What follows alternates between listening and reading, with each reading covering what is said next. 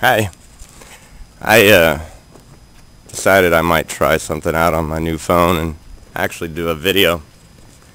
And yeah, this is Jeff Robertson, and behind me is Lake Panasoffkee in Florida. That's where I live.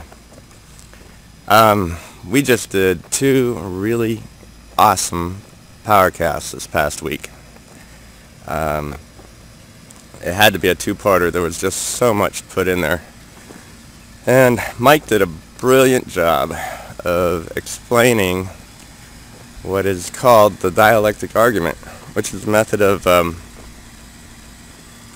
presentation that Paul uses in presenting the gospel.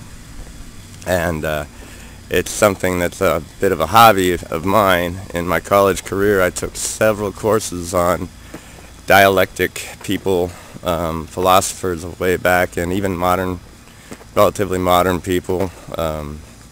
Thomas Mann, Karl Marx, Hegel. Goes back to, it actually predates, the dialectic argument predates even Plato and Socrates. It's based on the forms of logic, and Zeno was a philosopher, a Greek philosopher, who actually, he's the one who observed a form of logic that he called to or referred to as the dialectic, and he came up with the dialectic argument, or a way of logically and objectively presenting a subject. And the Greeks actually observed three forms of logic. There's probably more forms of logic that have been observed. I never really studied the other two all that much. One's called formal, or linear logic, and that would be your more like mathematical type logic. This leads to this, leads to this, leads to this, in a linear fashion, or 1 plus 1 equals 2, plus 1 equals 3, plus 1 equals 4, you know. There's another third form, and it's called simple logic, or pre-logic. And pre-logic is just, or simple logic, is just, recognizing a subject matter objectively for what it is, and coming to the obvious conclusion of what it means. And sometimes it's called pre-logic just because once you start recognizing subjects, or you could call them theses, then you see other subjects, and then you start employing the other forms of natural logic that are part of natural, normal human reasoning and rationalization, objective reasoning and rationalization, I should say, and then you can come up with your conclusions, your logical conclusions. And again, you've got to listen to, when it comes to Paul's writings and how he presents the gospel, there's no man who understands Paul's presentation of the dialectic better than Mike Williams. And thank God for Barris. He did a brilliant job as well in these, because Barris, he kept pushing Mike for more and more examples. And so some of the most famous sacred cows in evangelical Christianity, they got dealt with quite handily. And anybody who listens to these powercasts, they should have no trouble ever again if they were ever confused by Paul's writings. They should have no trouble ever again. So again, I'm going to post the links down below to the powercasts, or you can go to gospelrevolution.com, click on the powercast box in the right column, and find them yourself. We got an email question today that by someone who really enjoyed the powercast and the dialectic, and he asked if the entire Bible could be looked at from the dialectic. And so I wanted to answer that, but I feel I have to explain a few things because so much came to my mind. And so Yes. What I would say is, first of all, the gospel is logical, completely logical in all of its forms, actually. Pre-logic or simple logic, the formal logic or the linear logic, and of course the dialectic. And so the gospel, because of the logic of the gospel, yes, you can actually approach the entire Bible logically and using the dialectic. So I guess I need to explain a little bit about the dialectic. You've got some functions to it, or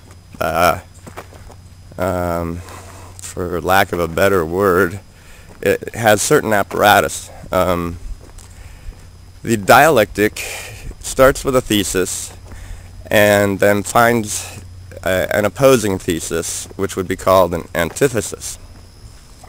Now, when those two are compared objectively side by side, you will see a contradiction between the two of them. That contradiction triggers in the mind to now synthesize that contradiction and what that leads to, and that produces a new thesis. So you've got the thesis, the antithesis. The contradiction triggers a synthesis or a comparison, an objective comparison, which leads to a new thesis or subject.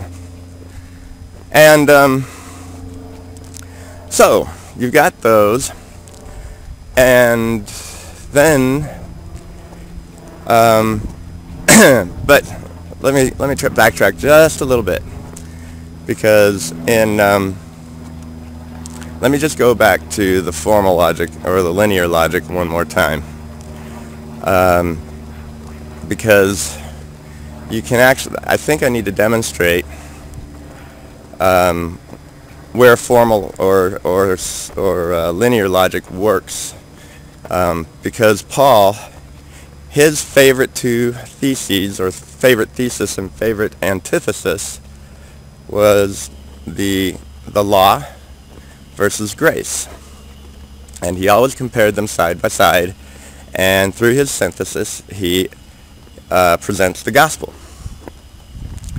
And that's one way of doing it. But as Mike pointed out pretty correctly, the law is pretty much linear logic. It's pretty much A plus B plus C, etc. And it's a link, and they're all links in a chain. Excellent explanation. And so you've got, in the case of the law,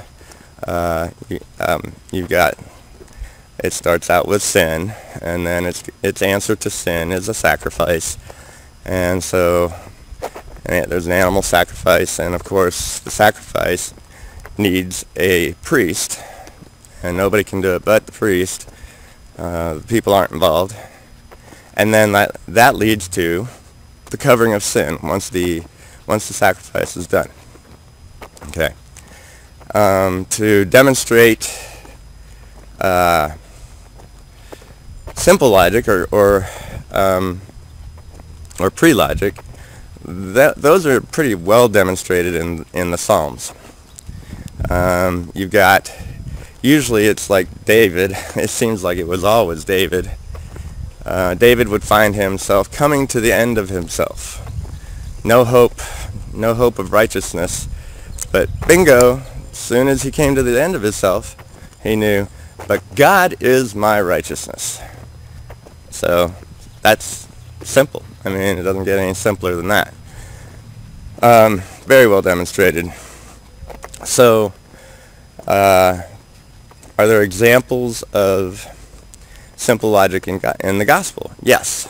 Like the example I gave you about the law being that you had sin, and then it required a sacrifice, that required a priest, and then it led to the covering of sin. My neighbors probably think I'm crazy, so they've never heard me talk about the gospel.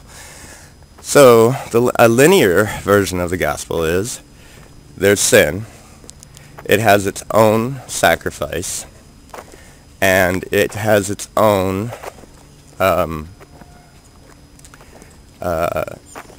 priest, and sin is taken away completely, forever, with that one sacrifice. So, we've got the linear logic of the gospel. And, but, here's where the dialectic comes in. Because in the law we had, here comes my neighbor. In the law, we had sin. It's the same sin. It's the sin of Adam. And the sacrifice was the blood of bulls and goats. And the priest was ceremonially cleansed. And then once the sacrifice was offered, then sin was only covered for a year. Kind of like,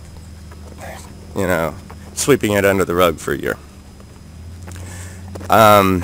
Then you've got the gospel, and you have the same sin that we have with the law, but this time we have a sacrifice, which is God himself, God's Son, a perfect sacrifice. And not only that, we have a high priest, and that is also God himself, and he is perfect. And then when offering his sacrifice, when it was offered, sin was not covered anymore. Sin was completely destroyed and removed. And he's a perfect high priest, as Mike will tell you, because he doesn't die, and all the priests in the old covenant did. So it's a done deal, once and for all. No more sin, hasn't been for a long time. Now, here's the dialectic. When you compare them objectively side by side, there's a contradiction. In one of them, it's imperfect and sin is only covered. In the other one, in the gospel, it is perfect and sin is completely removed, completely taken away. So, we've got a contradiction here. And so the contradiction leads you to synthesize. In your comparison, objective comparison, you can come to the conclusion that all of humanity is redeemed. The old way is gone, and it's been put away. And the new covenant, the gospel, the good news of the gospel, that all are redeemed, righteous and holy, and sin has been taken away. That is the conclusion. That's your new thesis. There is also a simple logic to the gospel. You know how I pointed out how the psalmist he'd come to the end of himself and find there was no hope in him. And then, God is his righteousness. And then, of course, he's singing and dancing and everything. Now, logic is it's a natural part of your ability to reason and rationalize in an objective way to come to logical conclusions. It's in that part of you that is reasoning and rationalizing. It's not emotional.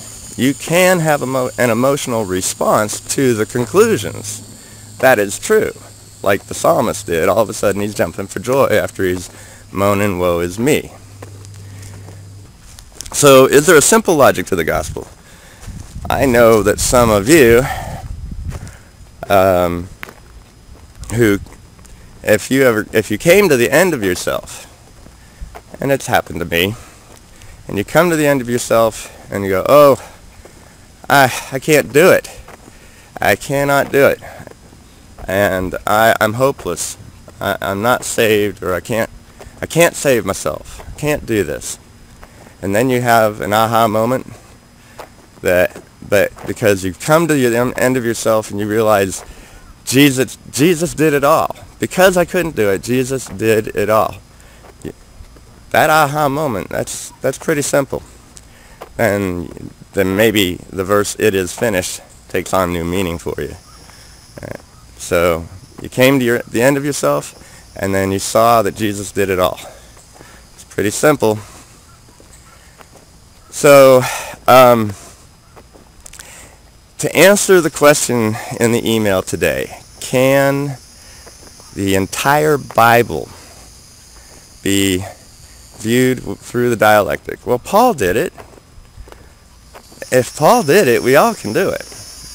And some of us do it because we understand the gospel, even if we didn't ever hear of the dialectic presentation. So, yeah, the examples I just gave with the law requiring, or the law identifying the sin, requiring a sacrifice, requiring a priest, and covering sin, and then you compare that to the grace of Christ, by grace alone, by faith alone, through Christ alone, and His alone, His grace and His faith. We have the same issue of sin, only we have a perfect sacrifice, and we have a perfect high priest who takes away sin, and we have a new creation. You compare those two, and you can view it dialectically and come to the conclusion that all things are passed away, and behold, all things are now new. So, well, I need to listen to this to see if it even makes sense. So, thanks for listening. Talk to you later. Bye.